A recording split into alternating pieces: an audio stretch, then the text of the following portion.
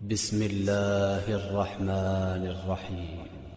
ماہ مبارک رمضان کے دنوں کی بھی بہت زیادہ فضیلت ہے اور راتوں کی بھی بہت زیادہ فضیلت ہے۔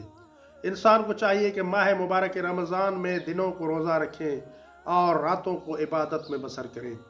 یہاں تک کہ رسول خدا صلی اللہ علیہ وآلہ وسلم نے اپنی ایک حدیث میں ارشاد فرمایا، ان فی رمضان ینادی مناد بعد ثلث اللیل الاول او ثلث اللیل الاخر الا سائل یسأل فیعطا الا مستغفر یستغفر فیغفر له الا تائب یتوب فیتوب اللہ علیہ۔ آپ کریم صلی اللہ علیہ وآلہ وسلم نے ارشاد فرمایا، ماہ مبارک رمضان میں رات کا ایک حصہ یا دو حصے گزرنے کے بعد ایک منادی، ایک ندا دینے والا ندا دیتا ہے، کیا کوئی ہے سوال کرنے والا کہ جسے عطا کیا جائے؟ کیا کوئی ہے جو مغفرت طلب کرے اور اللہ تعالیٰ اسے مغفرت عطا فرمائے؟